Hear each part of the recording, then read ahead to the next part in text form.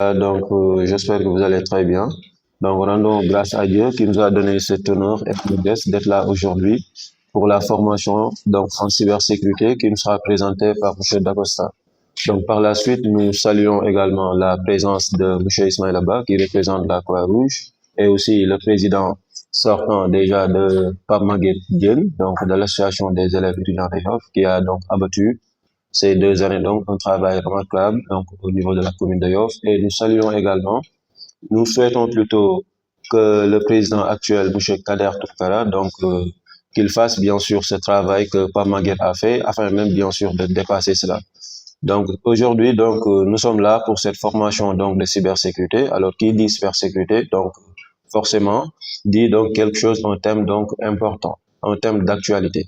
Aujourd'hui, nous tous donc c'est-à-dire nous sommes menacés parce que nous utilisons des téléphones, des smartphones, donc des machines sans pourtant, bien sûr, sans soucier c'est-à-dire des menaces. Donc si aujourd'hui on a cette formation, je pense que donc tout le monde pourra en bénéficier. Sans plus tarder, je vais donner donc la parole au présentateur, M. Babacar, afin qu'il vous fasse un petit discours donc de bienvenue. Après, il va donner donc la parole à M. Dacosta afin qu'il commence sa formation. Merci. Merci beaucoup, monsieur. Donc, notre précédent, aujourd'hui, ils sont élèves qui ont passé en bien suspect à complément de l'organisation. Donc, monsieur le président de l'administration, bonsoir, monsieur Gérard, monsieur le président. Vous travaillez dans la sécurité professionnelle. Bonsoir, chers participants et chers membres. Monsieur je vous présente mesdames et messieurs les salutations de l'administration. Donc, je suis très heureux aujourd'hui pour cette formation dédiée à un sujet incontournable. Dans notre numérique qui est la cybersécurité, à l'heure où nos vies personnelles et professionnelles sont de plus en plus interconnectées, donc la protection des données, de nos systèmes et de nos infrastructures est devenue un enjeu majeur. Donc, les cyberattaques, il faut savoir que les cyberattaques ne concernent plus les entreprises ou bien les États, mais ça nous concerne aussi, parce que le président vient de le rappeler, nous utilisons des smartphones, nos ordinateurs et tout. Donc, au cours de cette session, nous aurons le plaisir d'écouter M. Gérard Dagossa, qui est ici, un expert qui partagera avec nous ses connaissances, ses expériences, ainsi que des cas concrets. Donc, je vous encourage vraiment vivement à être actif, à poser des questions et à partager vos expériences. Donc, je tiens également à rappeler que cet espace se veut interactif. Donc, si vous avez des questions, n'hésitez pas à les poser. Et bienveillant et à propice l'apprentissage, il n'y a pas de mauvaises questions, seulement des opportunités d'apprendre ensemble. Donc, avant de commencer, permettez-moi de vous présenter brièvement le programme de la journée ainsi que nos intervenants. Donc, dans un premier temps, nous allons faire une introduction à la cybersécurité, comprendre d'abord qu'est-ce que c'est que la cybersécurité, parce qu'il faut d'abord comprendre certains concepts avant d'avancer. Ensuite, la présentation des menaces courantes en ligne, c'est-à-dire les différentes menaces qui nous guettent. Après, M. Dacosta, il va nous donner des conseils pratiques pour se protéger en ligne. Et enfin, on aura une session d'échange avec les participants. Merci. M. Dacosta, vous avez la parole.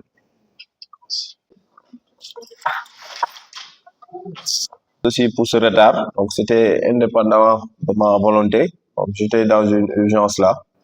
Donc après, je suis venu. Voilà. Donc aujourd'hui, ce qui nous réunit, c'est la cybersécurité. Et je pense que la cybersécurité concerne tout le monde.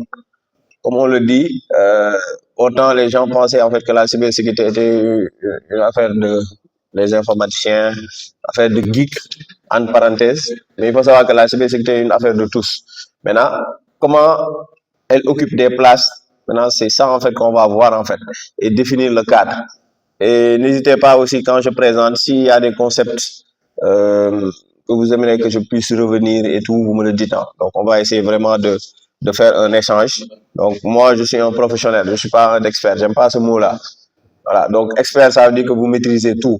En matière d'informatique, on ne maîtrise rien du tout. Parce que chaque 3 mois minimum, il y a de nouvelles choses qui sortent et ça avance à une vitesse exponentielle. Donc, aujourd'hui, moi, mon parcours, bon, j'ai eu un parcours assez un peu chaotique.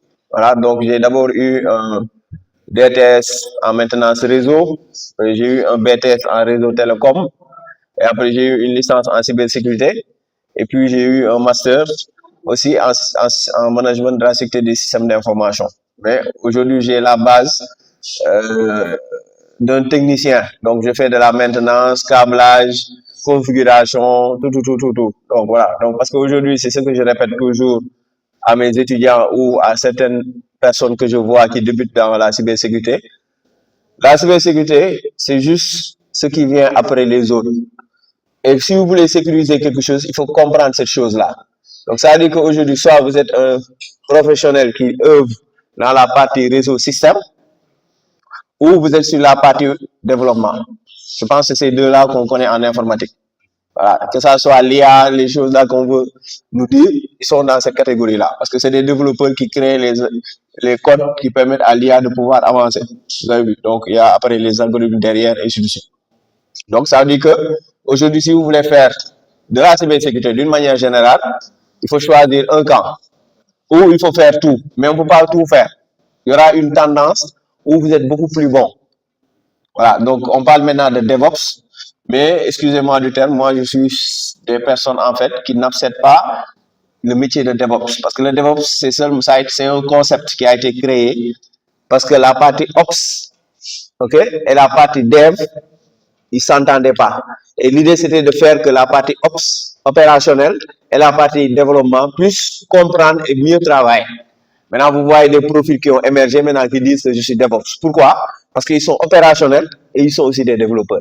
Ça veut dire qu'ils peuvent vous configurer tout un réseau, mettre en place tout un câblage, etc. et après venir aussi développer. Mais on perd du temps. Et ainsi de suite. Et vous savez que l'informatique, comme je le dis, elle doit être facile. Voilà. Donc moi, sur la partie réseau, système, sécurité, je sais que quand quelqu'un qui a fait administration système parle, on peut parler, on peut s'entendre. Parce que toutes les configurations qu'il fait, s'il part, moi je peux vérifier. Donc un routeur, je configure, un switch de niveau 3, etc. Les architectures, et ainsi de suite. Donc on ne peut pas sécuriser ce qu'on ne connaît pas. Et vous allez voir, quand nous allons commencer, qu'il y a des thématiques à connaître, le réseau. Donc si aujourd'hui, je pense que il faut toujours essayer de voir l'homme par rapport à l'homme aime tellement sa personnalité que parfois quand il crée des choses qui sont autour, qui ressemblent autour de sa vie. Donc le réseau, aujourd'hui, vous savez, quand on parle de réseau, il faut d'abord réfléchir. Quand on parle de réseau, le mot réseau est venu de quoi? On a vu que c'était un rassemblement d'individus différents, mais qui ont en commun un même intérêt. Et donc, ils se sont réunis pour pouvoir échanger et faire des choses. Après, ce réseau-là aussi, quand on parle de réseau informatique, regardez, on dit que nous pouvons le définir comme un ensemble d'éléments interconnectés entre eux dans le but de traiter l'information. Donc, les éléments-là sont, vous avez vu, c'est différent. Un ordinateur, un téléphone, imprimante, c'est différent. Même maintenant, si les gens veulent dire qu'ils font presque la même chose, mais si c'était la même chose, on va les appeler de la même manière. Quand on dit téléphone, c'est téléphone. Quand on dit ordinateur, c'est ordinateur. Même si l'ordinateur vous permet de faire des appels, c'est pas un téléphone. Un téléphone, sa particularité, c'est de pouvoir le mettre dans ta poche, amener où tu veux, facile à faire.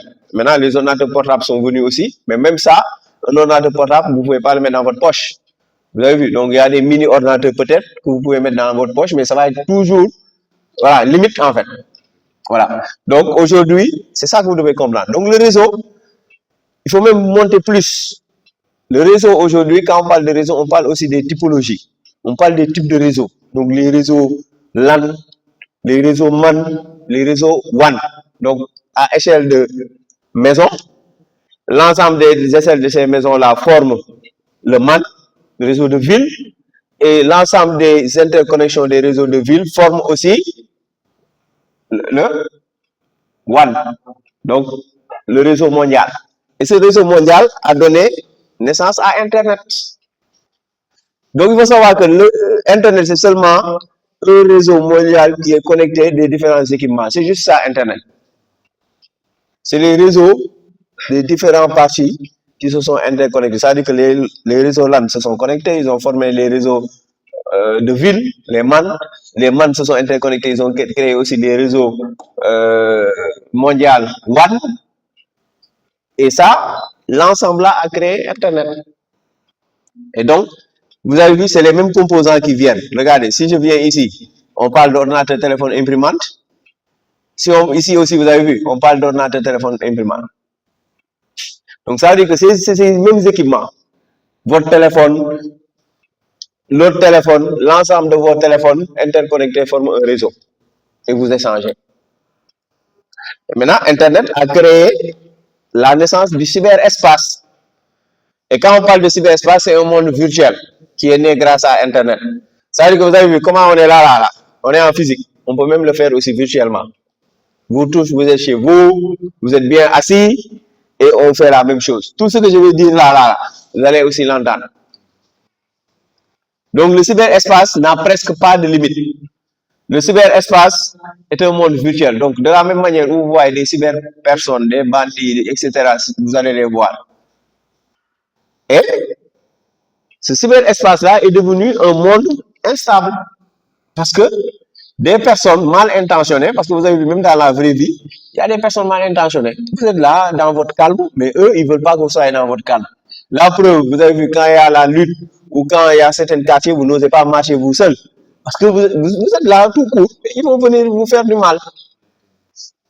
Comme ça, vous les avez connus ni d'Adam ni d'Ève, mais c'est des personnes mal intentionnées. Et sur Internet, c'est la même chose. Il y a des personnes qui sont là-bas, eux, leur rôle, c'est seulement faire du mal. Et donc, c'est ça qui a donné naissance à la sécurité informatique, cybersécurité, pour pouvoir contrer ces personnes-là. Vous avez vu? Donc, tout ce qu'on a dit, il y a un lien. La cybersécurité n'est pas venue comme ça. C'était comme avant. Vous savez, avant, la préhistoire, il n'y avait pas de police. Mais quand les gens ont décidé de vivre en société, ils ont dit on va créer ce qu'on appelle l'ordre. Donc, des lois et des règlements. Donc, il faut respecter ça, il faut faire ça, il faut faire ça. Mais je vous dis, avant, vous voyez même dans la préhistoire, dans des murs, ils ont peint. Ils ont vu que, par exemple, vous voyez même la femme de quelqu'un, vous vous battez, tu tues son mari et tu prends sa femme. Il n'y avait aucune loi. C'était la loi du plus fort. Et après, la société a évolué, les gens ont dit maintenant, on va vivre en société. Et pour vivre en société, il faut mettre en place des règles. Et c'est la même chose. Le cyberespace est venu comme ça, les gens pensaient qu'il n'y avait pas de règles, mais il faut mettre en place des règles. Et c'est ça qui a permis de mettre en place la cybersécurité, pour pouvoir lutter. Donc la mission de la cybersécurité, c'est l'ensemble des moyens techniques et non techniques qui permettent de protéger un système d'information. Et quand on parle de moyens techniques, c'est tout ce qui est en rapport avec l'ordinateur, votre téléphone, etc., etc. En tout cas, tout ce qui peut prendre un IP ou qui peut être connecté dans un réseau. Et après, non technique, il y a vous, l'être humain, qui est au centre du système d'information, qui manipule. Et après, on parle d'entité non humaine, l'intelligence artificielle. Et après, dans le système d'information, à l'intérieur, on a le système informatique et on a encore l'être humain, qui fait partie intégrale du système d'information. Parce qu'aujourd'hui, les ordinateurs là, ok, on parle d'automatisation, on parle, voilà, les métiers sont en train d'être perdus, les robots vont remplacer l'homme. Ok, mais est-ce que c'est eux qui vont se lever, on va les brancher, on va les configurer? C'est l'homme qui les configure. Et après, une fois qu'ils sont mis en place, c'est là qu'on va vous dire maintenant merci. C'est pourquoi il faut vous réinventer. Aujourd'hui, on ne peut plus parler de profil normal, mais on parle de profil augmenté. C'est ce mot-là qui est venu maintenant. On parle d'ingénieur cyber augmenté.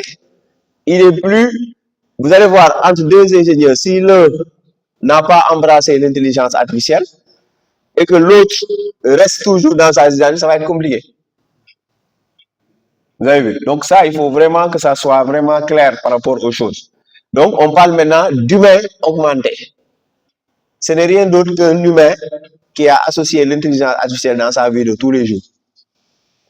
Les cyberattaquants, maintenant, ont mis, et vous allez comprendre quand on va présenter, vous allez voir que maintenant les menaces ont évolué parce qu'ils utilisent l'IA.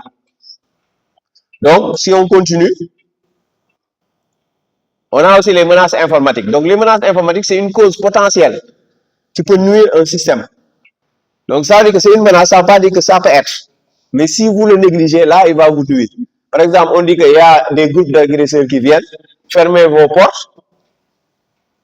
Vous dites, je m'en fous, vous ouvrez votre porte. Donc, si vous avez fermé, ils vont passer, peut-être. Vous avez laissé ouvert, ils sont rentrés. Donc là, ça devient une menace sérieuse. C'est pourquoi on dit, il y a des faux positifs. Ça peut être une menace, mais pas forcément ça peut vous nuire. Et après, il y a ce qu'on appelle les hackers. Et ce terme-là a été tellement déformé, surtout au Sénégal, que parfois même vous avez peur de dire, je suis un hacker. Eh bien, je suis un hacker. Moi qui vous parle, je suis un hacker. Hein, je suis quel type d'hacker? Et après, vous allez voir. Mais je suis un hacker. Je n'ai même pas peur de vous le dire. Je suis un hacker. Mais ce terme-là a été tellement changé que les gens ont même commencé à... Quand on parle de hacker, et je vais vous montrer. Donc après, on parle de données personnelles et données personnelles dites sensibles. Les données personnelles, c'est des données qui, par une régulation, on peut les utiliser. Par exemple, on est là, on fait une fiche, chacun donne son nom, etc. Mais après, il y a un cadre réglementaire. Maintenant, il y a ce qu'on appelle les données dites sensibles. Par exemple, même dans la fiche de collecte de données, si on voit, par exemple, on pose votre religion, votre appartenance sexuelle, et ainsi de suite, ça devient compliqué. Parce que ça devient des données dites sensibles. Vous ne savez pas la personne, comment elle va exploiter ces données-là. OK? Donc, ces données dites sensibles sont soumises à des règlements beaucoup plus stricts. Et on ne les collecte pas comme ça. C'est pourquoi dans la majeure partie des entités que vous allez, on ne va pas vous demander quelle est votre religion ou autre chose. Non, non, non.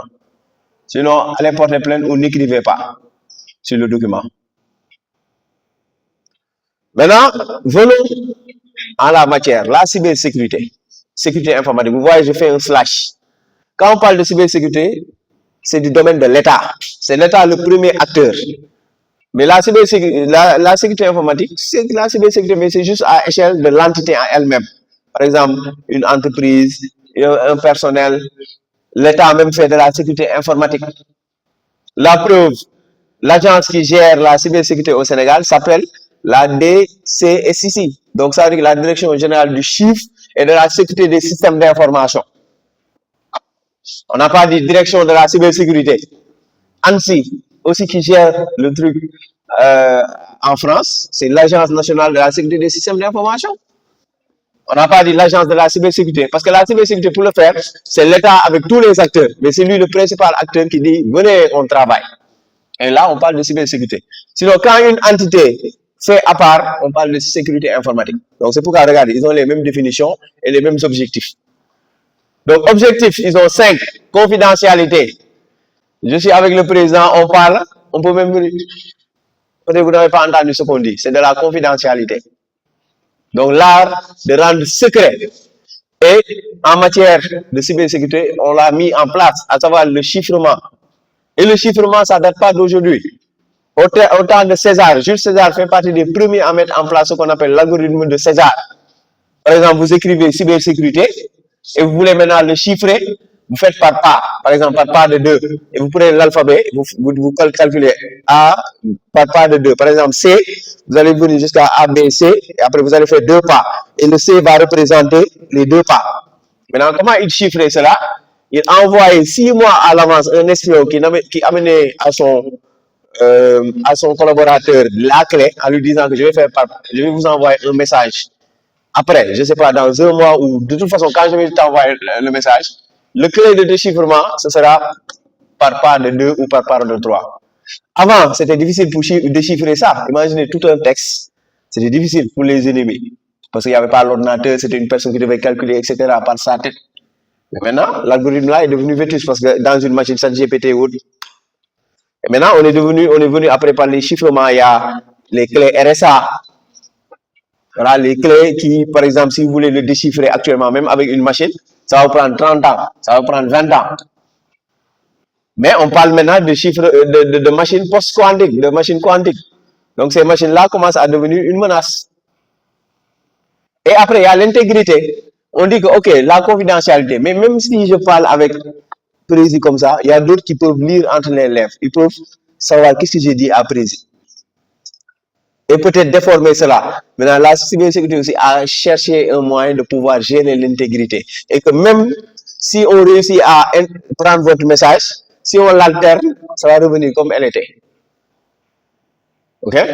Et après, l'intégrité, on a l'authentification. Vous ne pouvez pas avoir un système.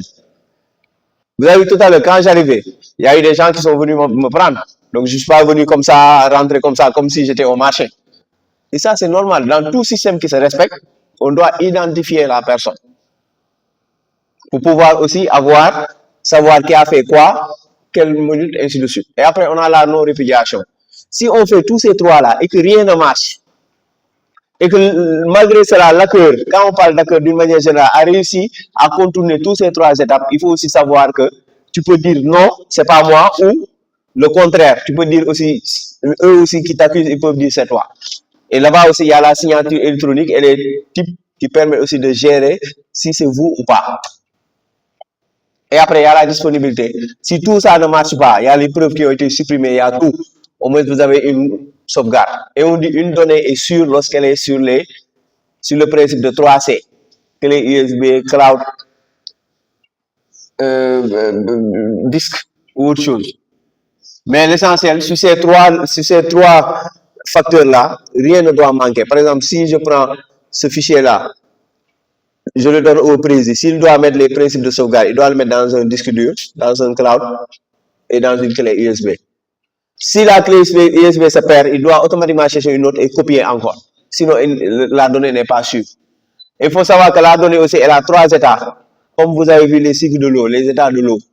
La donnée, elle est en stockage. C'est quand vous gardez la donnée. Elle est en traitement. C'est quand je suis en train de taper. Et aussi, elle est en transition. C'est quand vous envoyez. Donc, ces états-là aussi, vous devez la protéger. Mais ces objectifs-là sont accompagnés aussi de piliers pour les soutenir.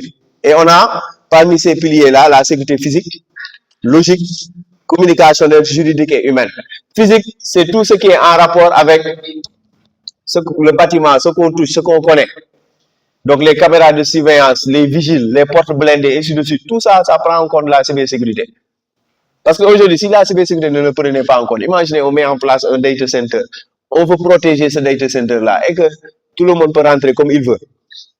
Qu'on soit sérieux. Et après, il y a la sécurité logique. Ce qu'on ne voit pas, mais comment on peut le protéger.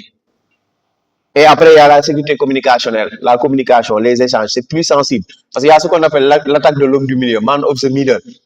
Et c'est l'attaque qui est plus répandue. Ça veut dire qu'il y a quelqu'un qui est entre toi et ton interlocuteur et qui essaie d'intercepter vos données. Et après, il y a la sécurité juridique. Ça veut dire qu'aujourd'hui, cette personne-là, on l'accuse de cybercriminalité. Mais comment on peut la fermer? Si cette personne-là est dans un pays où il y a un vide juridique. Mais heureusement, au Sénégal, on n'est pas dans un pays où il y a un vide juridique. On a une loi sur la protection des données et la cybercriminalité. On a d'autres lois. Même si cette loi-là, elle est vieille parce qu'elle date de 2008. Mais je pense que bientôt, cette loi va être à jour. On a aussi la sécurité humaine. Tout à l'heure, je vous disais, l'homme est au centre de tout. L'homme doit être formé, accompagné, sensibilisé, toujours être derrière lui. Parce que l'homme, ce n'est pas une machine. Une machine, vous pouvez bloquer le port, vous pouvez envoyer des mises à jour, etc. Mais l'homme, on te dit, monsieur, je te donne 100 millions. Voici une clé là, rootkit. Va le brancher dans le serveur de votre entreprise. Tu as la clé, tu as 100 millions. Vous avez vu? Automatiquement, ça va être dur. Hein? Il ne faut même pas. Il n'y a pas photo. Maintenant, comment éviter cela? C'est il faut mettre en place des solutions robustes pour pouvoir éviter ça. Et même durant ces solutions, il y a ce qu'on appelle le respect. On respecte ses collaborateurs. Vous savez, il y a des gens qui sont dans des entreprises. Pourtant, ils ont reçu des offres d'autres entreprises qui veulent les payer presque le double de leur salaire. Mais ils ne sont pas partis. Vous savez pourquoi? Parce qu'ils sont avec leur boss qui les respectent. Et il y a c'est parti jusqu'à ils sont devenus comme une famille. Et pour eux, moralement, ils ne peuvent pas quitter et laisser le boss là-bas comme ça, aller dans une autre, même si on les paye doublement. Dans la vie, là, il y a des gens qui ne sont pas intéressés par l'argent. Mais pour créer cela, il faut que aussi la personne le respecte. Parce qu'imaginez, il y a des entreprises où, je vous dis, même si vous êtes malade là, et que vous appelez, vous êtes malade, vous savez qu'est-ce qu'on va vous demander en premier? votre certificat médical. Au lieu de demander est-ce que vous allez bien ou autre, on vous demande d'abord votre certificat médical. Absence, il n'y a rien du tout. Parce que eux, c'est business. C'est dans ces entreprises-là que vous voyez, on vous crie dessus. Vous avez un stress comme pas possible. Vous avez tellement peur, c'est comme si on vous donne une mission pour faire. C'est comme, voilà. Non. Pour tout l'ordre du monde, moi, je ne pars pas dans ces entreprises-là. Et vous allez voir que quand vous êtes chef d'entreprise, il faut cultiver cela. Et quand on va vous donner 100 millions, à moins que vous soyez vraiment tordu depuis, que vous allez prendre les 100 millions et aller brancher. Mais si vous êtes digne et que on vous traite bien, vous allez dire au gars, prenez votre 100 millions là, je ne vais pas le faire. Vous n'allez pas brancher. Et c'est ça, il faut savoir qu'il y a des gens dignes. C'est comme avec le métier d'espion. Quand vous êtes un espion, on vous laisse partir dans d'autres pays. On vous dit, devenez, vivez là-bas, devenez. Mais eux, à un moment, s'ils ne sont pas dignes, ils peuvent trahir leur pays et être un agent double. Mais il y a d'autres, même jusqu'à la mort, ils ne vont jamais trahir leur pays. Même si vous allez les tuer, ils vont mourir pour leur pays. Et pourtant, ils n'ont même pas, on ne les paye pas comme, voilà, c'est juste, ils ont l'amour de leur pays, la patrie. Et dans la cybersécurité aussi, c'est ça. Et pour développer ça, il faut sensibiliser. Comment on fait comme ça? Il faut parler. On parle.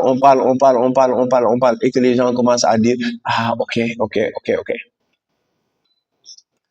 Donc, revenons maintenant au type d'accueil. Maintenant, je vais dire les types d'accueil et vous allez me dire, moi, je suis quoi? Donc, il y a le Black Hat qui est un acteur qui n'hésite pas à faire du mal. Lui, c'est juste la renommée et l'argent. Il y a le Grey Hat qui est entre Black et White. Lui, le jour, c'est un informaticien simple qui part en entreprise qui gère, mais qui découvre des failles la nuit, il va exploiter ces failles-là. Même de son entreprise même, et derrière demander l'argent. Ou même aller vendre ça dans le dark web. Et on attaque son entreprise. Donc, il n'a aucune scrupule. Et il y a le White Hat qui est un défenseur. Lui, c'est pour défendre. C'est pour dire que je vais lutter contre la cybercriminalité. Et après, je vais vous dire, nul n'est White Hat tant qu'il n'a pas été tenté. Moi, je peux vous dire que je suis un White Hat. Et je le dis haut et fort. Quand je parle même dans les manifestations, je peux le dire. Parce que j'ai été tenté plus de 10 fois. Villa à la clé. Chèque noir à la clé. Et beaucoup d'autres choses. Et j'ai dit non. Parce que il y a des choses que moi, aujourd'hui, je trouve beaucoup plus dignes. C'est pourquoi j'ai aucune zone noire.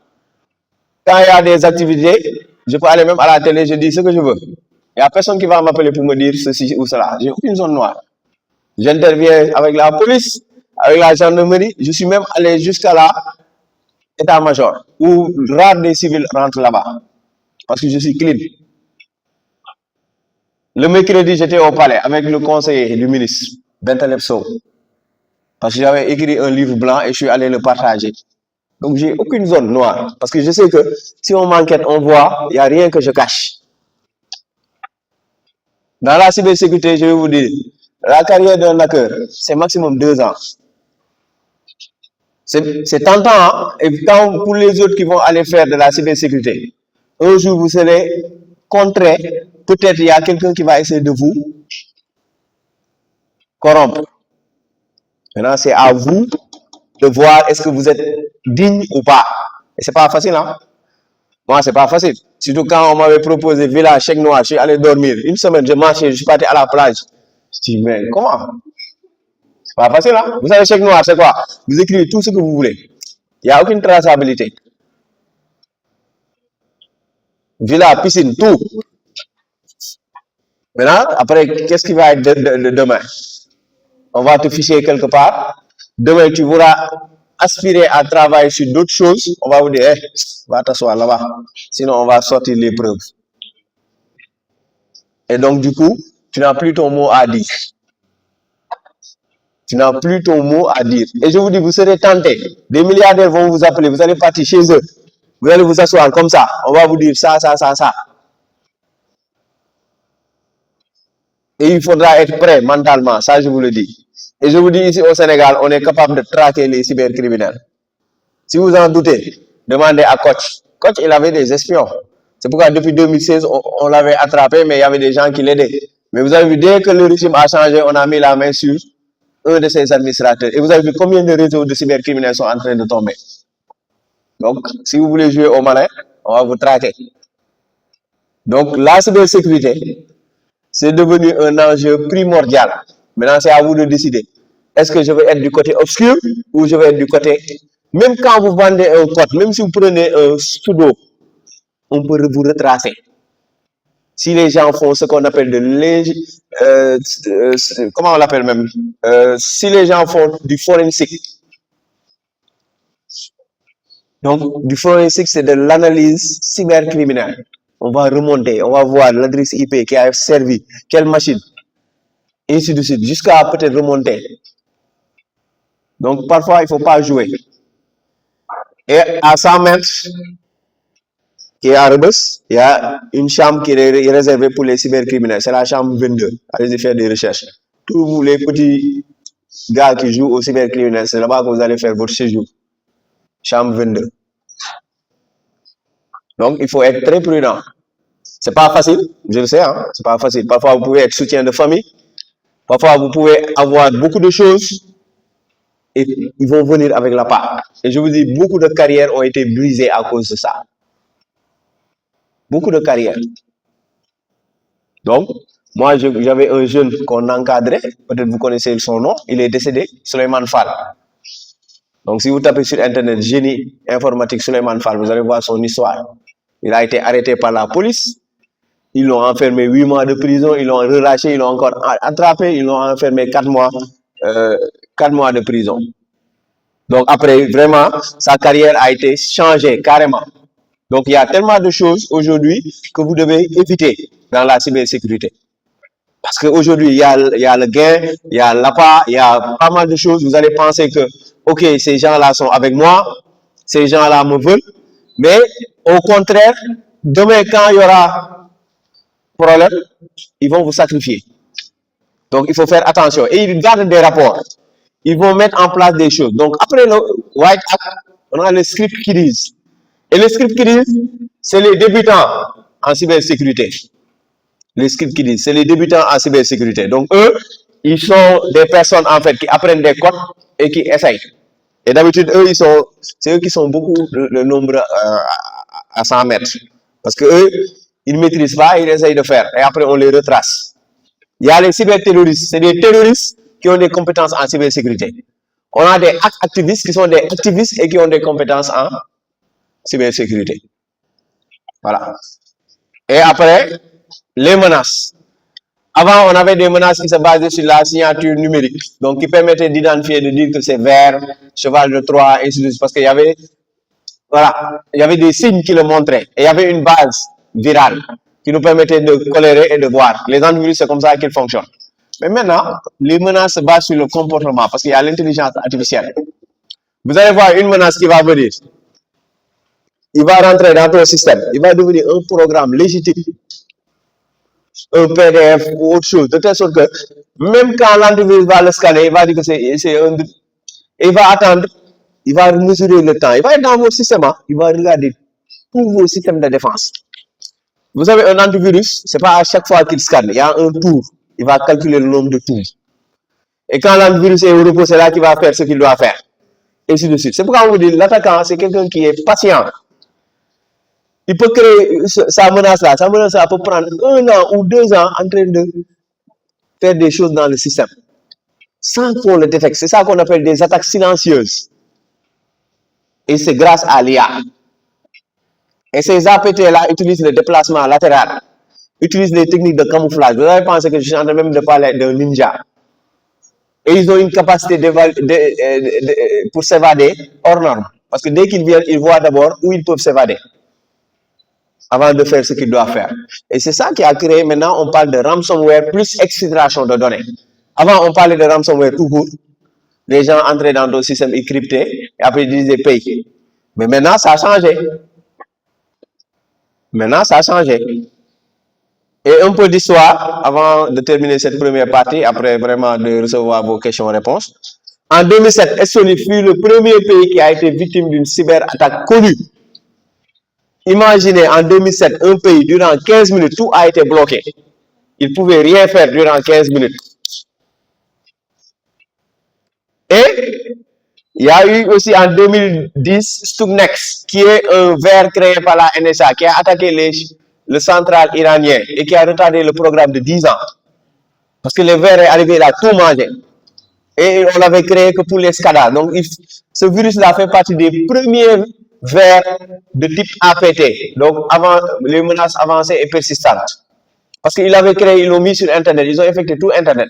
Mais ces vers-là, leur mission, c'était de voir ce qu'on appelait des SCADA et aller tout détruire. Et après, on a Sony Pictures qui avait même eu des fuites de données, qui a même dû même perdre beaucoup d'argent parce que ces films étaient sortis alors que voilà, ils n'avaient pas produit, etc. Après, il y a eu aussi WannaCry. Vous vous souvenez de WannaCry? Moi, je me souviens très bien. Je me suis réveillé un matin, je pense que c'était une EBTV. Je voyais la télé, on montrait une carte tout rouge, etc. WannaCry, il fait partie des premiers rançons logiciels. C'était en 2017. Après, il y a Amazonage, les hôpitaux, entre 2019-20 et 2021 aussi, les cyberattaques visant les hôpitaux. Donc, en gros, c'est ça, mais il y a beaucoup d'autres histoires au Sénégal, vous avez vu. On a les attaques, Direction générale des impôts et domaines, DAF aussi, et autres, les banques, BHS, et ainsi de suite. Vous avez vu, maintenant, le Sénégal est devenu un pays à haut risque. Voilà, parce qu'on a du pétrole, on a du gaz. Voilà. Et quelques chiffres, hein, plus de 7 entreprises sur 10 sont victimes de cyberattaques. Vous avez vu les fraudes et autres. Donc, ça veut dire que la question à se poser, c'est pas est-ce que je suis attaqué, mais est-ce qu'ils sont déjà dans le système? Vous avez vu? Donc, c'est ça que vous devez comprendre. Donc, après cela, pour ces cybersécurités-là, il y a pas mal de choses à comprendre. Mais bon, ça, peut-être on va un peu quitter et on va aller sur la partie monde de l'entreprise. Mais avant cela, on va d'abord attendre que vous posez des questions. Je prends les questions et je tente de répondre par rapport à ces questions-là. Mais en tout cas, il faut comprendre que ça, c'est d'abord l'environnement de la cybersécurité, l'introduction à la cybersécurité. Maintenant, ce que j'attends, c'est que vous posez vos questions et je tenterai de répondre et après, on avance par rapport à la suite. Voilà. Donc, posez vos questions. Oui?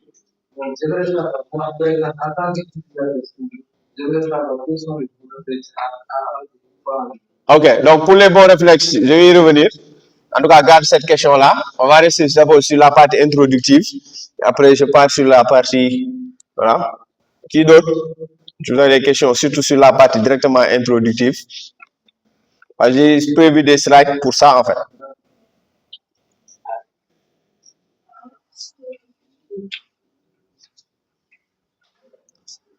Allez, il faut un modérateur, peut-être, pour prendre les questions.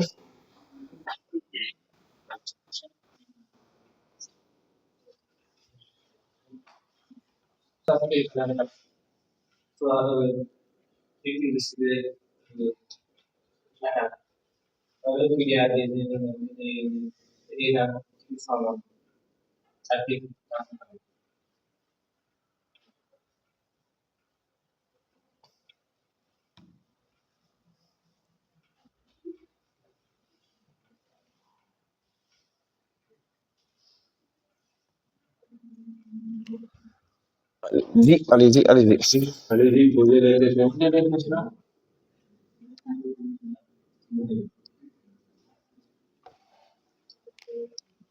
Oui, voilà la question de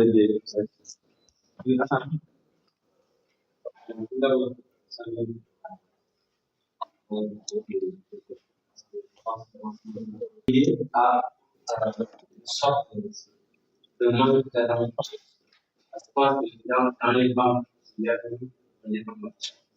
Comment va être capable de détecter tout ce qui tend à toucher à tout ce qui est donné dans la structure du travail. Ouais. Et il y a une autre question aussi que je voulais répondre.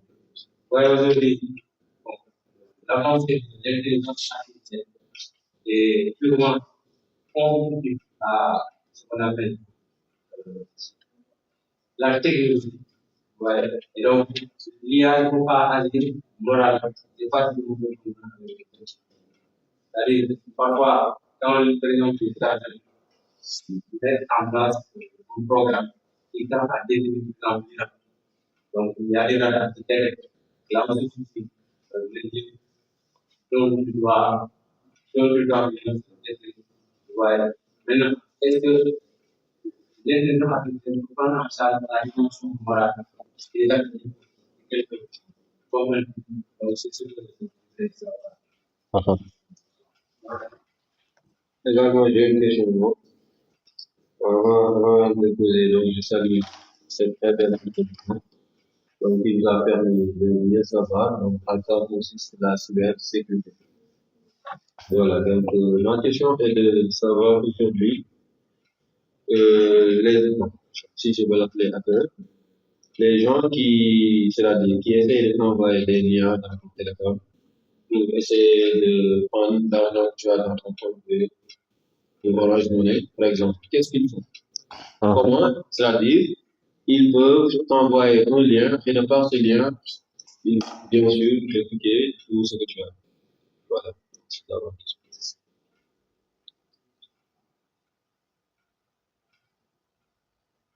Bon, on va essayer de répondre à ces trois questions et après, voilà, pour ne pas élargir. Donc, première question, je pense, c'est le cas de la DAF. Voilà, donc moi, je vais répondre d'une manière générale parce qu'en fait, ça va prendre en compte celui des banques et autres. Donc, une phrase d'abord que vous devez comprendre. La sécurité à 100% n'existe pas. Même les États-Unis sont victimes de cyberattaques.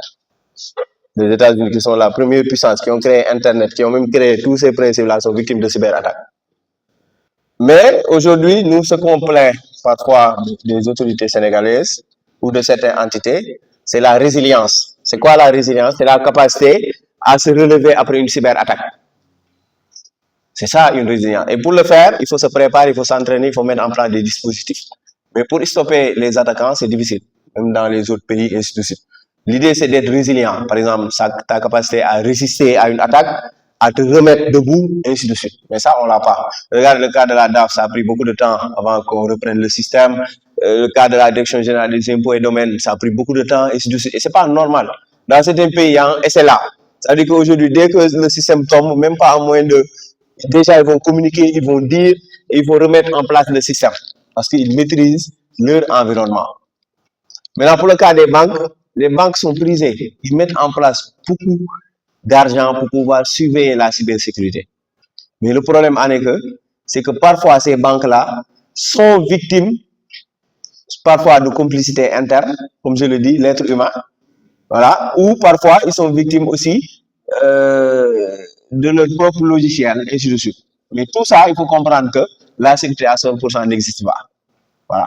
Mais la capacité, c'est d'abord d'être résilient. Et pour le Sénégal, aujourd'hui, il y a la DCC qui est là, qui est en train d'abattre un gros travail et qui est sur le point de mettre en place la loi sur la cybersécurité. Il faut savoir qu'on a une loi sur la cybercriminalité et la protection des données personnelles, mais on n'a pas une loi sur la cybersécurité. Donc là, actuellement, une loi sur la cybersécurité est en train d'être mise en place. Et quand on aura cette loi-là, là, les choses vont changer. Voilà. C'est ça, d'une manière générale, pour répondre à cette question-là. Maintenant, je pense qu'en même temps, j'ai répondu à vos deux questions. Voilà. Maintenant, pour répondre à Monsieur le Président, il faut savoir que ça, c'est une forme d'attaque qu'on appelle l'ingénierie sociale. Déjà, comment ils font pour avoir ces données? Il y a beaucoup de façons. Hein. Donc, ils inventent des numéros. Ils peuvent, parce qu'ils savent qu'il y a 77, etc. Donc, ils appellent au hasard. Moudou, non, c'est pas Moudou. Hein. C'est qui, voilà. Mais ils partent même sur Internet, il y a des gens qui laissent le numéro là-bas et autres. Ils envoient. Maintenant, le code là qu'ils vous envoient, c'est juste un code web. C'est un code d'envoi. En fait, il le met sur un message avec long en disant que, par exemple, quand vous cliquez, il va vous renvoyer comme si c'était vous qui devez envoyer. Mais vous allez, en fait, ils vont tellement vous manipuler que vous allez penser que vous êtes en train de recevoir. Alors que vous êtes en train de cliquer et réellement, vous êtes en train de, en fait, vous avez, quand on vous manipule parfois, vous allez lire, mais votre cerveau ne va pas être là, en fait. Et vous allez cliquer, vous allez mettre la somme et automatiquement, vous allez transférer. Mais quand vous prenez l'attention de lire, vous allez voir que c'est envoi qu'on a écrit et non réception. Et c'est ce lien-là seulement qui vous envoie. Vous cliquez sur le lien, automatiquement vous êtes sur la phase envoi. Et parfois, c'est des applications. Hein. Je vous explique. Les applications de paiement, exemple. C'est juste ça. Par exemple, quand vous payez quelque chose en ligne, c'est un lien qu'on vous donne. Et le lien vous redirige sur votre web ou Orange Money. Et après, vous cliquez pour payer. Est-ce que c'est ces mêmes techniques-là? Mais eux, ils vont vous embrouiller de telle sorte que vous allez prendre, allô, on est une truc de Orange, payer et autres. Et parfois, c'est la complicité des gens là qui vendent des puces n'importe où comme ça. Moi, j'ai toujours dénoncé cela. Pour acheter une puce, il faut aller dans une agence agréée. Pas quelqu'un avec son parapluie, table comme ça, il vend des puces. Vous allez voir quelqu'un qui va venir lui donner par exemple une certaine somme. Il va lui dire tous les numéros que tu as. Ils ont la base de données. Il va lui donner. Ces personnes-là, pauvres, c'est par exemple une semaine, ils ne vendent même pas de puces. Les puces, c'est 1000 francs. Enfin, ils ne vont rien vendre. Si une personne vient lui donner 50 000, même pas ce qu'il ne va pas lui donner la base de données. Il va lui donner. Vous avez vu? Donc, c'est ça qui est un peu dangereux. Et maintenant, vous avez vu, les voleurs d'iPhone, ils ont même évolué maintenant. Les voleurs d'iPhone qui volent au Sénégal vont échanger les iPhones avec ceux qui sont en Gambie. Maintenant, c'est échange. Et ils vont vous envoyer un lien. Ce lien-là, si vous ne faites pas attention, vous allez déconnecter votre compte de l'iPhone.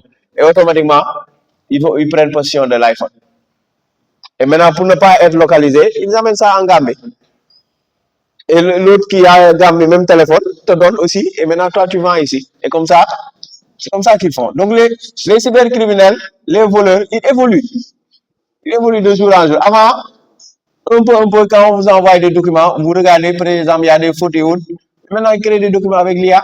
Le document est presque comme légitime. Ils créent un site. Avant, on disait non, il faut regarder le site HTTPS, HTTP. Mais disons la vérité, ce n'est plus le cas. Aujourd'hui, les gens créent des sites avec HTTPS. Maintenant, change comment on l'écrit. Facebook, ils disent Facebook. Par exemple, ils ajoutent un O. Ils vous envoient un long texte. Mettez à jour votre Facebook. Quand vous cliquez, vous voyez l'interface de Facebook. Et derrière, ils sont en train de prendre vos données. L'imprimante 3D, maintenant, j'avais suivi un documentaire là en Europe. Qu'est-ce que le gars a fait? Il a imprimé, il est allé prendre en photo le gap, comme il est. Il a donné l'imprimante 3D, il a installé. Et le gars est venu, il a mis ça. Donc les gens qui venaient, dès qu'ils mettaient leur carte, ça scannait, lui, il avait les informations. Et après, derrière, il volait. Donc, vous avez vu, donc la technologie avance, les gens créent, et ainsi de suite, et ça évolue. Donc, tout ça, c'est dans les formes d'ingénierie sociale. L'ingénierie sociale, c'est la capacité à manipuler un individu dans le but de voler des informations sensibles. Voilà, c'est ça d'une manière générale. D'autres questions? On prend deux et après on avance. C'est la question de l'ancienneté. Est-ce que c'est l'attaque liée à des systèmes de défense? Elle va parler de l'IA. C'est ça. Par rapport au data.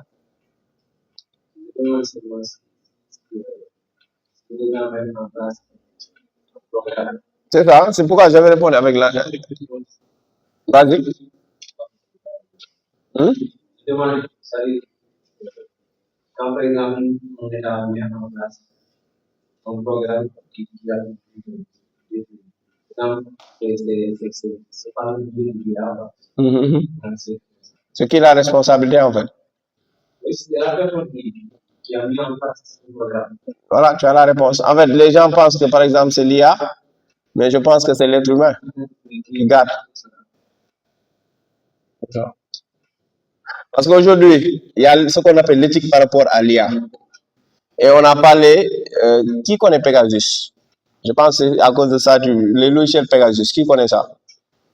Vous étiez au courant que les États-Unis suivaient aussi leurs propres citoyens et suivaient les autres citoyens. Mais il faut savoir qu'aux États-Unis, il y a ce qu'on appelle le Patriot Act, qui interdit aux Américains de suivre les Américains. Et ils ont découvert à travers le Patriot Act que ce logiciel Pegasus-là suivait.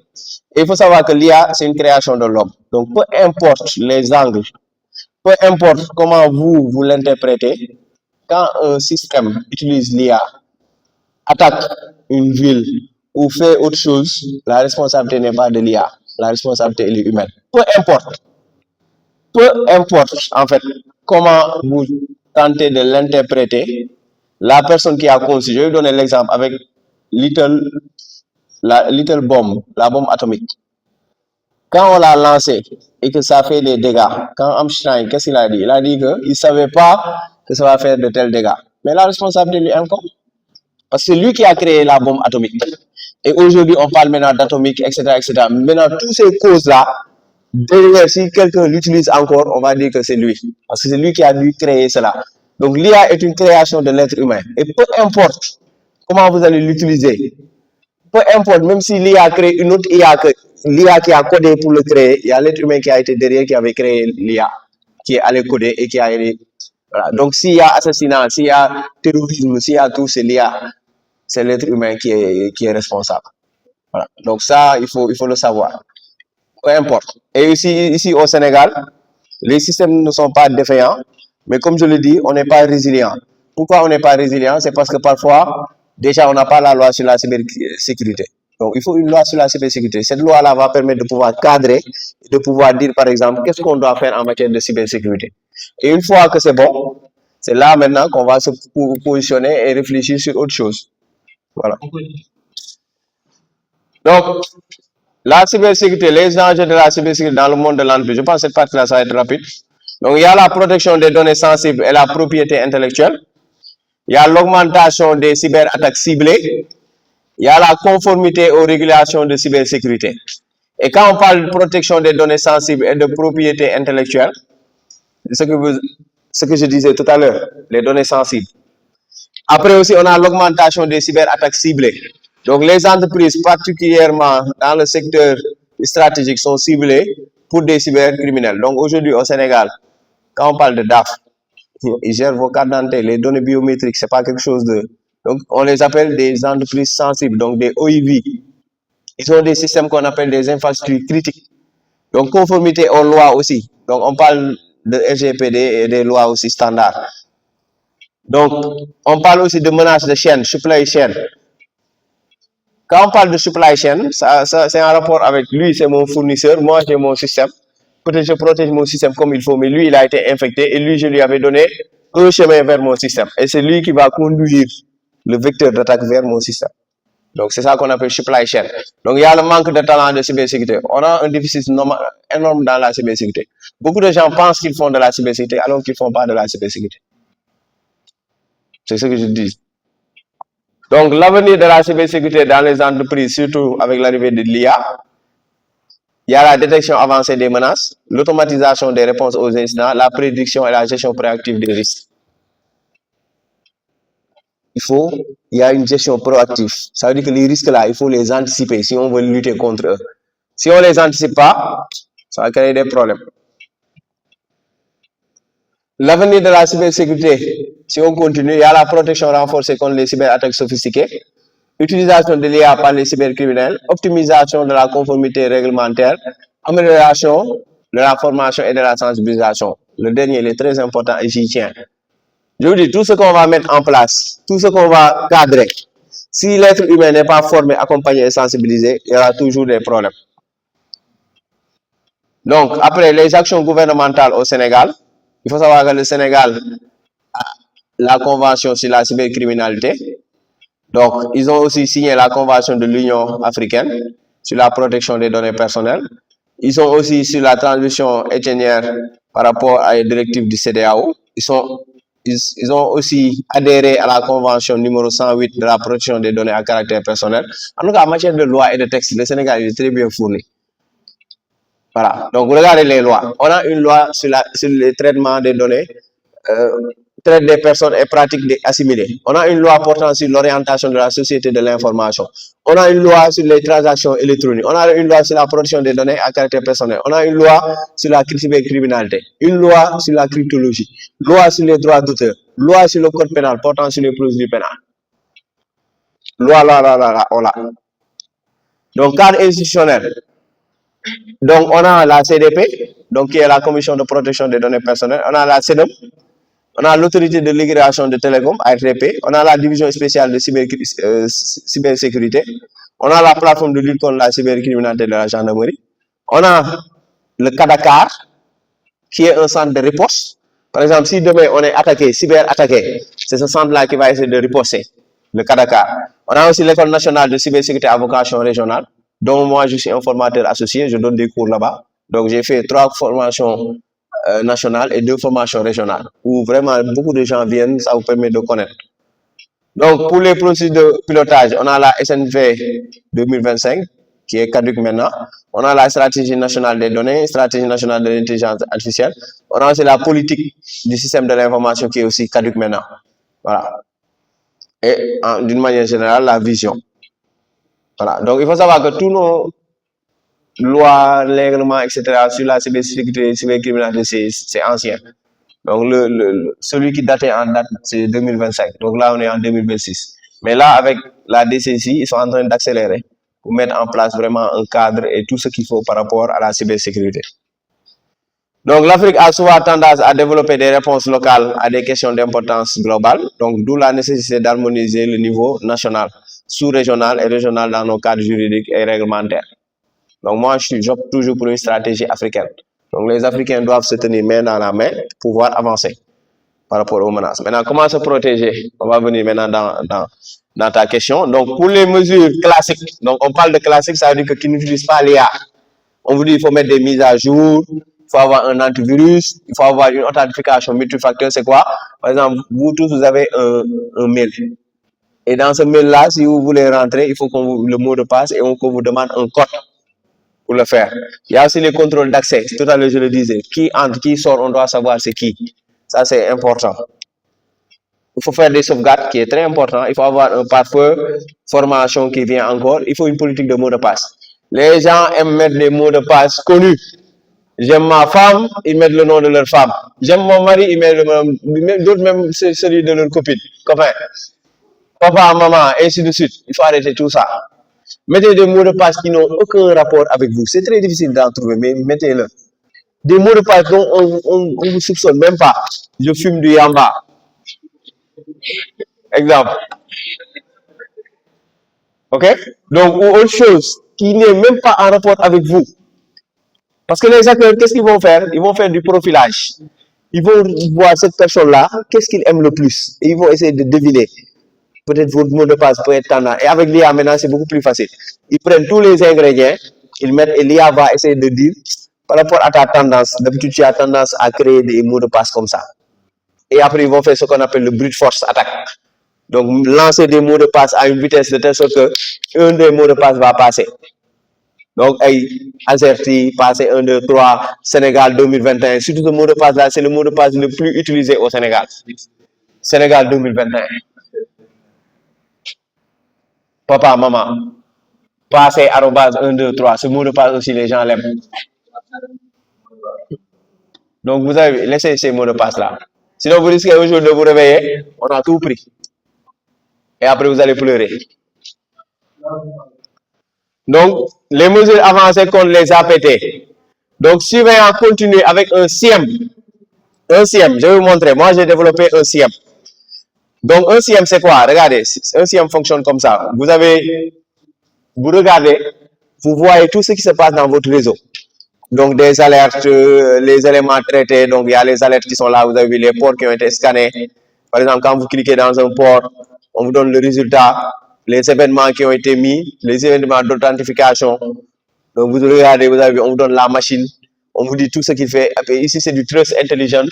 J'utilise l'IA pour pouvoir interpréter les analyses et tout. Et un moteur IA qu'on a développé, Matin Sénégal, où il commence à apprendre donc les données qu'il a apprises jusque-là par rapport aux machines tests, et ainsi de suite. Donc, les agents, c'est ça qu'on appelle un SIEM. C'est un logiciel qui permet d'avoir une vue globale. Donc, regardez, il est comme ça. Vous voyez tout dans votre réseau. Et après, il y a des alertes SMS qui viennent, qui vous permettent de pouvoir vraiment savoir qu'ici, il y a une intrusion. Vous avez ici, brute force. Total, une brute force, c'est quelqu'un a tenté de vouloir rentrer dans ma machine. Donc, ça, c'est de la surveillance. Et quand un SOC, un CIEM, on le trouve dans un SOC, un Security Operations Center. Et là-bas, vous allez voir que ça, on va l'afficher comme ça, avec les différents pages. Les gens, comme vous, vont vous s'asseoir comme ça devant l'écran et vont surveiller. Dès qu'il y a pic, on appelle, on fait une procédure, on fait une réplique, ainsi de suite. C'est ça la mission d'un SOC.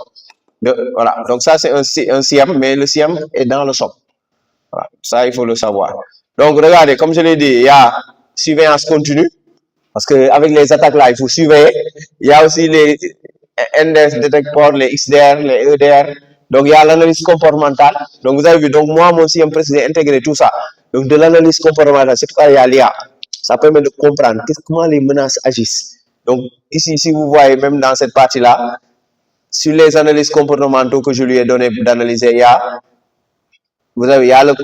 la corrélation des comportements anomales. Donc, ici, par exemple, si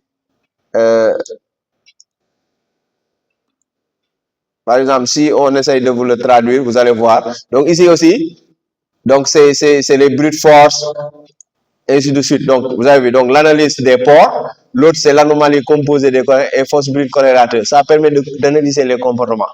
Et plus après, on aura plus d'éléments, on va le faire aussi, il va détecter ce qu'on appelle les ransomware, et ainsi de suite. Donc, c'est ça en fait, un SIEM. Il évolue. Et c'est grâce à l'IA. Ça vous permet de mieux comprendre, d'agir et de partir. Donc, après, il y a aussi segmentation du réseau, il y a la gestion des accès privilèges, PAM, et red time et simulation cyberattaque. Il faut simuler. On est là, on nous a attaqué. Donc, comment faire? Vous avez vu, les militaires, les gendarmes, ils s'entraînent. C'est des cyberattaques. Pourquoi pas en ligne aussi? Voilà.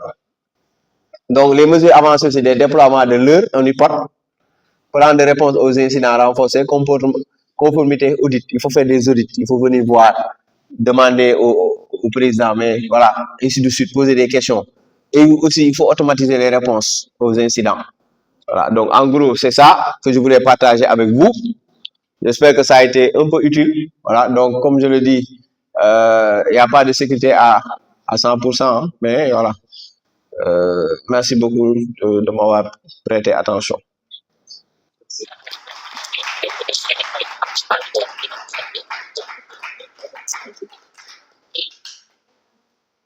On est dans la deuxième page. Si vous avez des questions par rapport à ce que je viens de dire, j'ai encore des questions. Oui, et je voulais vous demander est-ce que c'est possible d'observer aujourd'hui et que les points de résonance est-ce possible d'observer aujourd'hui et que tous les raisonnements marchent plus. Également, moi, j'ai une question. Avant de poser à nouveau la question, donc je remercie cet exposé donc de qui l'a permis de mieux comprendre comment utiliser donc nos smartphones et mieux, c'est-à-dire se protéger donc des cyberattaques. Et aujourd'hui, ma question est de savoir, donc, parce que ce que je dis, c'est l'actualité, parce qu'actuellement, donc, on se réveille comme ce qui se passe, l'actualité, que beaucoup de gens ont été donc traqués ou attrapés par simplement donc leur téléphone. Et peut-être c'est des appels, des messages donc qui datent des années. Maintenant, comment, c'est-à-dire ce service, la police, font donc pour tracer tout cela? Est-ce que c'est par rapport à ce que vous expliquez, les white hackers comment ils font pour savoir, pour tracer même les informations que tu as supprimées, les vidéos, des appels, des choses que tu as supprimées? Comment ils font pour ça? Oui,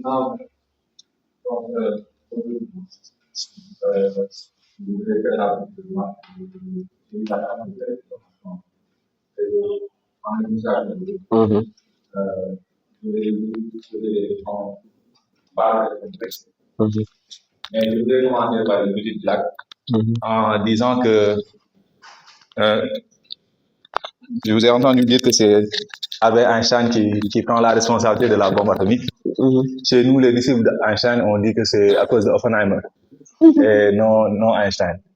Donc, la question irait dans le sens de demander, aujourd'hui, avec tout ce que l'on voit sur l'ère de l'IA, pas plus tard qu'en début de ce mois, on a vu les alertes d'Anthropic par rapport à Mythos, par exemple, pour dire que l'IA est en train d'être très menaçant aujourd'hui. Comment le citoyen lambda peut renforcer, disons, sa sécurité en matière d'attaque? Est-ce qu'on est dans une ère où on devrait faire un peu comme certains vieux qui se sont tout simplement refusés à l'Internet et donc recommencer à avoir des téléphones du genre Nokia 3310 pour pouvoir se garantir une sécurité, vu qu'il est déjà très clair que donc on n'est jamais 100% sécurisé, mais il semblerait que ce pourcentage est devenu largement plus faible.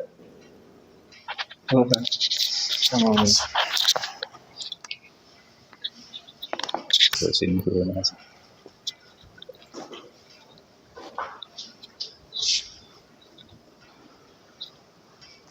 Les questions, bien sûr. Allez-y, la question.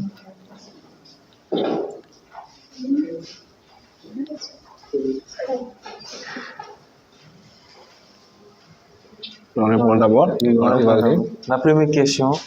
Prends Est-ce la possible question qu'on se réveille de Kader conjointement? d'abord. Kader. Allez-y.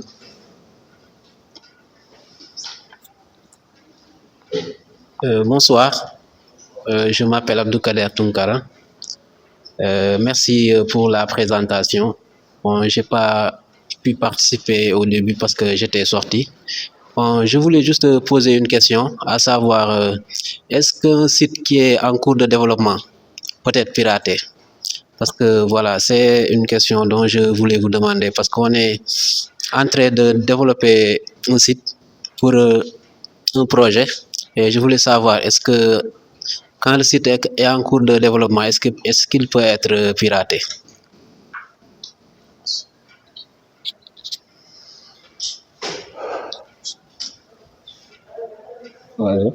Bon, la première question, c'est est-ce possible qu'on se réveille qu'il y ait un dysfonctionnement du réseau? C'est-à-dire que le réseau ne fonctionne plus. Hein?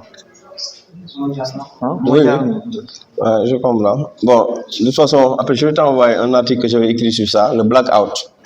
Donc, je me suis interrogé, je me suis dit peut-être il y a quelqu'un qui a un bouton rouge là dans son côté où un jour il peut se réveiller et le faire. Parce que les États-Unis ont créé Internet 25 ans après, ils l'ont donné au monde. C'est-à-dire qu'eux, ils savent c'est quoi Internet, comment ça fonctionne, et ainsi de suite.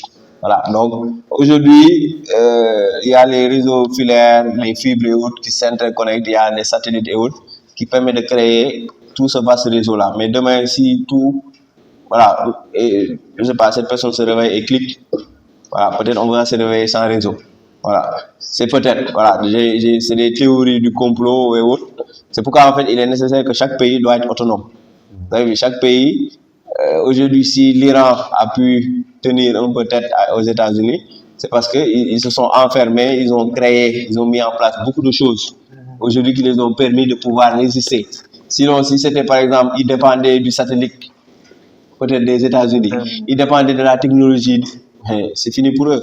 Mais ils ont leur propre satellite, ils ont mis en place, ils ont vraiment cravaché, ils ont travaillé. Et les États-Unis, depuis longtemps, ils ont fatigué l'Iran. Je vous ai montré tout à l'heure 2010, Stuxnet, qui les a retardés de leur programme.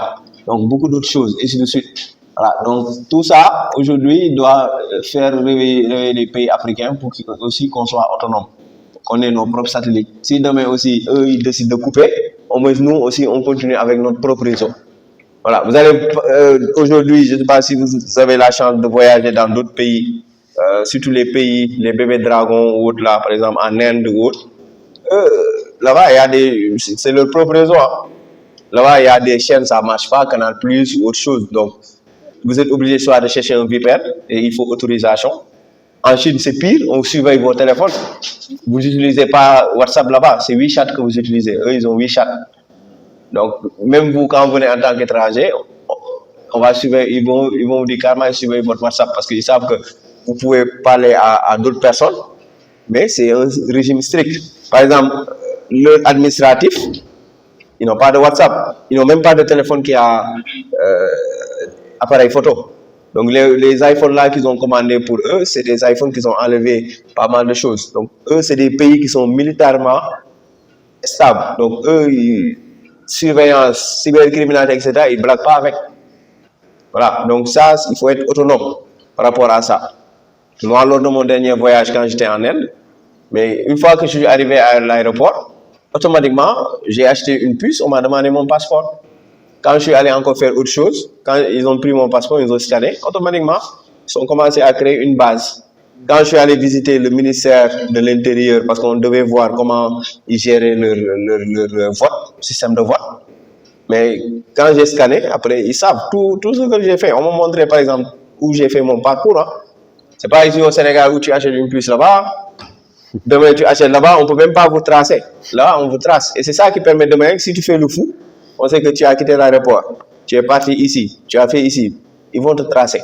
Et c'est ça qui va me permettre même de répondre. Je ne sais pas qui a parlé du système de géolocalisation. Il faut savoir que nos fournisseurs, ils font de la géolocalisation. C'est ça qu'on appelle le fichier de géolocalisation. Ils ont tous les répertoires de vos appels, les personnes que vous parlez.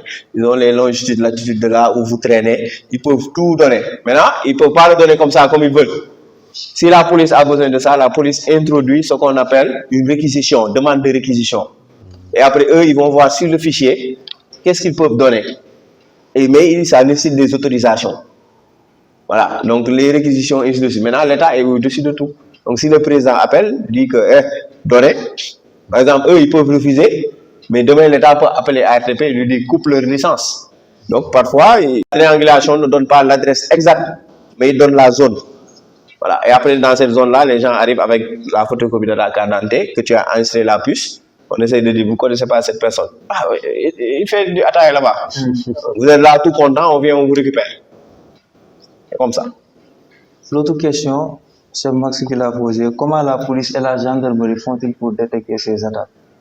Oui, donc, pour ces attaques-là, c'est comme je l'ai dit, hein, donc il y a ce qu'on appelle la division spéciale de cybercriminalité et la plateforme de lutte contre la cybercriminalité. Et ils ont mis en place des dispositifs.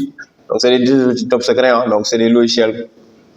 Même si je connaissais le nom, je ne vais pas dire, mais ça permet vraiment de faire de la surveillance et de pouvoir contrer certaines menaces. Voilà. Donc, il faut savoir que du domaine de l'État, l'État espionne. C'est normal. Ça lui permet de collecter de l'information et de pouvoir anticiper par rapport aux menaces. C'est les rôles des BR, brigades de recherche, etc. Donc, le rôle, c'est espionner. Donc, vous voyez quelqu'un qui est habillé comme ça, vous pensez au fou, alors il collecte de l'information. Voilà. Donc, avoir de l'information, c'est avoir du pouvoir. C'est ça. L'autre question de Babacar, en tant que débutant, comment renforcer sa sécurité? Voilà, donc, bon, peut-être la question, peut-être je vais mal le comprendre, mais en tant que débutant sur la cybercriminalité. En tant que citoyen. Ok. D'accord. Ok. Donc ça, en tant que citoyen, il faut déjà qu'il se forme sur la base de la cybersécurité. Par exemple, comprendre les menaces, comprendre tous les enjeux derrière, et ainsi de suite. Mais ce qu'il doit faire aussi, c'est qu'ils doivent se rapprocher vers ceux qui connaissent. Donc normalement, sur ces formations-là, on va vous dire ne cliquez pas sur ça, faites attention sur ça, mais il faut au moins avoir un informaticien que tu connais. Qui parfois, quand vous doutez de quelque chose, vous demandez à l'informaticien. Et maintenant, la police a ouvert une plateforme de signalement. Donc là, vous pouvez aller signaler s'il y a des abus, s'il y a des choses que vous voulez faire, vous pouvez écrire sur cette plateforme-là. Voilà, donc la police l'a écrit. C'est pas facile hein, du tout, je vous dis. Parce que les attaquants, ils deviennent de plus sophistiqués. Parfois, même nous, au niveau des informaticiens, on nous gagne. Hein. Donc les gens sont là, ils créent, ils mettent en place. Et puis, il faut savoir que la cyberattaque, c'est pas seulement sur Internet. Dès qu'ils devinent, c'est pourquoi parfois, quand vous travaillez sur des données sensibles, par exemple, en ligne, on vous dit de ne pas mettre toutes les informations. Sinon, ils peuvent même voir, voilà, lui, c'est une femme, ou l'autre, c'est un homme. Elle regarde toujours des bijoux. On essaie de voir une boutique qui va l'appeler, tu as gagné tel. Et même, ils vont lui livrer ce bijou-là. Hein. Peut-être ce bijou-là, derrière, il y a un émetteur là-bas qui fait. Donc, les gens sont faits. On te voit, toi, pour les hommes, c'est pire. On va amener une miss là qui va venir, elle va t'appeler, tu vas voir l'enfant, elle va t'inviter au resto, elle va mettre des choses là-bas, etc. Donc après, tu vas te réveiller. Nous, on a eu un cas où un de mon collègues qui travaille en Europe, chez lui, il a averti personne qui venait ici. Hein. En fait, il devait venir une semaine à l'avance. Donc, pour aller voir l'avant, après pour attendre pour nous dire qu'il est arrivé. Mais qu'est-ce qu'il est arrivé? On l'a drogué, il s'est réveillé comme ça, son sac, téléphone, tout, rien du tout. Et je lui ai dit, tu as eu de la chance, on t'a drogué, on t'a laissé comme ça. On pouvait te tuer, tu pouvais te réveiller quelque part, on te fait sacrifice humain. Donc, il faut faire attention. Les choses là que vous voyez ici, c'est des choses qui existent. Une personne sur Internet que vous ne connaissez ni d'Adam ni d'Ève, qui vous écrit, surtout les hommes. On vous écrit, on veut vous voir. Parce qu'ils ont plus peur. Hein. Je sais, avant, on disait qu'ils créaient même des profils comme ça. C'est des femmes qu'ils payent. Ils vont vous appeler. Vous faites appel vidéo comme ça, vous allez voir que c'est une femme. Il va vous dire vraiment, resto, Nel, viens. Tu viens dans le resto, il y a beaucoup de gens qui sont assis. Tu vois, tu dis, mais cette Miss-là. Et ils vont prendre du temps. Un jour, elle te dit, je t'invite chez moi. Viens. Tu vas dire à ton ami, tu lui dis, elle existe, je l'ai vue. Ouais, vous savez, avant, on faisait le malin en disant, non, je vais couper le webcam. Elle va t'inviter, elle va te dire, viens à tel hôtel. Et dès que tu arrives, voilà. Donc, il faut faire attention. La majeure partie des gens qui sont tombés, c'est ces pièges-là. Ils vont voir ce que tu aimes le plus. Et c'est là-bas qu'ils vont essayer de passer par rapport à ça. Donc, faites très attention. Très attention. Et pour ça, c'est la sensibilisation. C'est comment on fait comme ça. On répète. On dit faites attention. On répète. On vous dit faites attention. Je vous dis ici, il y a beaucoup de cas. On ne peut pas tout dire ici. Mais allez sur Internet, vous allez voir des cas similaires. Des gens qui ont été piégés. Comme ça, par des jeunes. Et je vous dis, maintenant, même des jeunes. Un vieux qui s'est fait piéger par des jeunes. Pendant plus de 5 ans, il payait appartement, tout, il donnait pour ces jeunes-là. Parce que c'est un vieux qui est connu. On lui a mis en rapport avec une femme, il est parti. Ils ont mis des webcams. Ils ont filmé. Ils lui ont dit, on envoie ça à ta femme. Tu payes. Donc, faites très attention. Quand vous ne connaissez pas la personne, surtout qu'elle vient d'Internet, comme ça, d'un coup, elle t'appelle comme ça. Non, j'ai vu ton profil, ça me plaît, etc. Commence à dire... Je ne dis pas que tout le monde sont comme ça, mais faites attention. Voilà. Si vous pouvez être très longévité avec elle, ok, resto, oui. Si elle peut toujours vous inviter resto, qu'elle vous inviterait. Quand elle va, vous allez voir est-ce que c'est vrai ou pas. Vous avez vu? Donc les femmes là qu'on va envoyer par le d'or là, si vous prenez. Mais allez-y consulter d'abord. Surtout quand vous travaillez dans une zone sensible, allez-y donner ça à des informations, de chercher est-ce qu'il n'y a pas un micro qui est caché aux caméras, etc. Donc pour voir. Les gens ne sont pas comme ils sont. Et vous savez que la cybercriminalité, maintenant, ce n'est pas seulement ordinateur. Parfois, les gens vont vous menacer physiquement. Surtout quand vous avez l'habitude de faire vos snaps là. Je quitte chez moi, vous montrez tout le chemin. Les gens vont profiler, ils vont voir, ils vont aller dans votre profil, ils vont voir jusqu'à reconnaître là où vous passez. Et vous savez, sur Google Maps, dès que vous connaissez l'endroit, si vous regardez, il y a la manière de pouvoir montrer et de regarder. Maintenant, ils vont regarder. Ils vont voir l'angle où ils peuvent peut-être vous faire du mal là-bas. Donc faites très attention. Très attention. La cybersécurité, surtout que le monde est devenu un monde interconnecté. C'est très compliqué. Donc faites très attention. Ne dites pas que Ahmed Doumadara si Dokubi, c'est pas grave. Même si tu n'es rien dans le pays là, et puis personne n'est rien, nous tous on a notre mission à jouer. Donc ça veut dire que si tu penses que tu n'es rien, c'est là que même les gars qui prennent sacrifice humain là vont dire ok, lui, ça c'est notre élément, c'est lui qu'on veut. Parce qu'il va manquer à personne. Regardez les Sénégalais, les jeunes là qu'on a amenés, on a tué l'un d'eux. Ils sont partis, ils se sont cachés, ils n'ont rien dit même à l'État qu'ils partaient signer pour eux et autres parce que quoi, ils pensent que quand on va dire, comme nous on a ce truc là, on va tchatou, ne dis rien. Ils ont caché, ils sont partis. On les a tués. Et peut-être s'ils avaient parlé, je ne dis pas de dire à tout le monde, mais s'ils avaient parlé, peut-être même aller à l'autorité, dire on va voyager, on fait ceci et ceci. Moi quand je suis parti en Guinée-Conakry en mission, quand il y avait l'explosion là, quand je suis arrivé à l'aéroport, quand le gars m'a demandé qu'est-ce que tu fais ici, je lui ai dit je suis venu pour faire une mission. Je suis allé à l'ambassade du Sénégal le matin et j'ai déclaré que je suis dans le sol guinéen. Parce que je ne vais pas être là-bas et personne ne va savoir. Si demain il y a quelque chose, on va dire ressortissant sénégalais, on ne va pas savoir. Et j'ai donné mon adresse. Parce que ce temps-là, c'était un peu compliqué. Il n'y avait pas de l'essence. Il y avait les militaires. Regardez, nous on prenait notre voiture pour partir. On voyait les militaires qui passaient avec leur voiture et ainsi de suite. Je vous dis, au Sénégal, on est très gâtés. C'est un pays qui est calme. Au Mali, quand je suis parti en mission à Goundam, la ville qui s'appelle Goundam, là-bas, ils ont dit à chaque civil de mettre son arme comme ça, au cas où s'il y a des terroristes qui attaquent, qui essayent de se protéger. Parce que c'est des zones désertiques comme ça. Des réseaux de 3 mètres. Parce que moi, je travaille beaucoup avec les ONG. Donc, parfois, on nous envoie sur des missions dans des pays éloignés. Ici au Sénégal, c'est bon, on a la gendarmerie, on a la police, c'est dans de rares zones où il y a. Mais il y a des zones, des pays où c'est dangereux. C'est des pays où c'est la dictature. Donc quand vous partez là-bas, essayez d'aller vérifier votre ambassade et de déclarer que vous êtes là-bas et de donner. Et comme ça, même avec les gens que vous travaillez, vous les dites, je suis pas dans mon ambassade, j'ai déclaré. Comme ça, eux, même s'ils veulent vous faire du mal, ils vont réfléchir 2 fois. Donc le monde est devenu un monde interconnecté. Les gens vous suivent en ligne. Parfois, ils peuvent même vous voir et vous dire, on vous invite, venez en mission ici. Essayez de faire des recherches d'abord. Parce que vous pouvez partir là-bas, on vous avait tendu un appât. On vous attrape, on vous tue comme ça. Il y a des gens qui sont morts comme ça, dans un pays tout seul. Parce qu'on vous a attiré avec de l'argent. Donc faites attention. Et pour l'argent, ce n'est plus rien maintenant. Ils vont vous envoyer l'argent même. Vous avez vu maintenant, même les cybercriminels ont changé d'approche. Avant, c'est eux qui te disaient, envoie un truc via Western Union et au-delà. Mais ça, même avant de comprendre, ils vous envoient un wave. Ils vous disent ça, c'est pour un départ. Et là, ils sont en train de préparer votre cerveau. C'est ça qu'on appelle de l'ingénierie sociale. Donc la cybersécurité, le cyberespace et l'espace vrai, c'est devenu comme ça. Et il faut être prudent.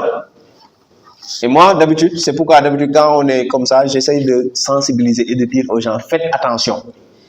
Faites attention. Et pourtant, vous avez des exemples. Les exemples là que je vous ai donnés, vous l'avez vu. Donc les jours là qu'on avait tué jusqu'à l'autre, on a réussi à l'amener. Parce que l'autre, il a dû appeler. Et après, c'est devenu, les gens en ont parlé. Et automatiquement, ils ne pouvaient plus. Le ministre des Affaires étrangères du Sénégal a fait pression à l'ambassade du Ghana. Ils ont commencé à appeler. Mais si personne ne le savait, lui aussi, on va le tuer. Il a eu de la chance. Donc, c'est pourquoi je vous dis, faites attention. Surtout quand vous voyagez dans des pays où c'est instable. Ne dites pas, je vais me cacher, je vais aller la gloire. Quand vous partez, vous dites à personne. Quand vous allez mourir aussi, personne ne va savoir. Même les gens de votre famille ne vont pas savoir. Vous allez mourir là-bas, comme ça. Donc, faites attention et essayez vraiment. Et nous, notre rôle, c'est de sensibiliser. Faites attention. Et aussi, il faut avoir un ami informaticien.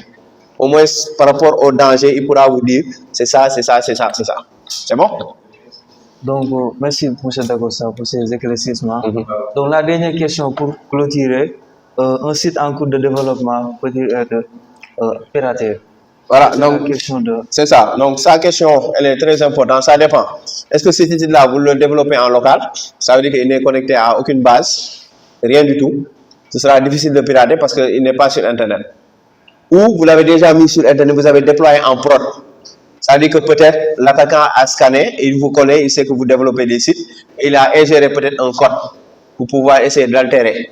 C'est pourquoi on dit que, par exemple, quand vous faites du développement, on dit du sécurité by design. Ça veut dire qu'au même temps que vous développez, vous sécurisez en même temps.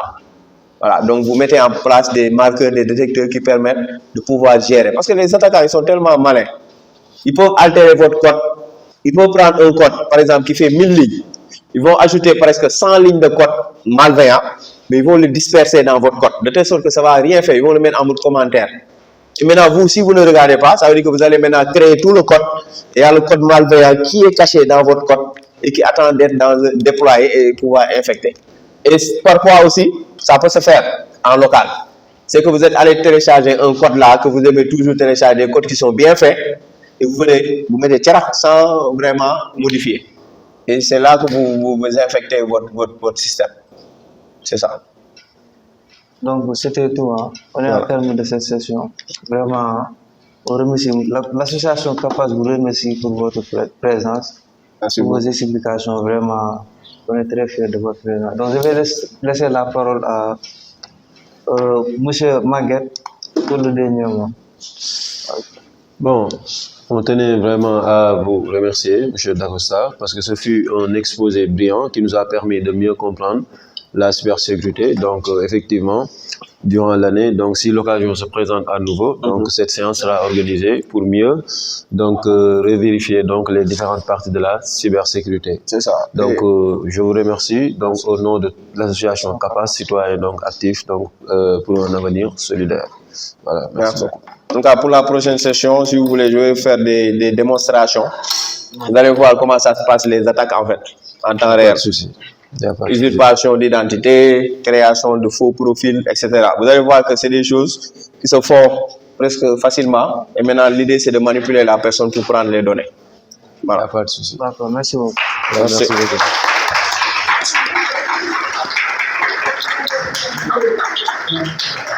Au revoir. En tout cas, merci beaucoup.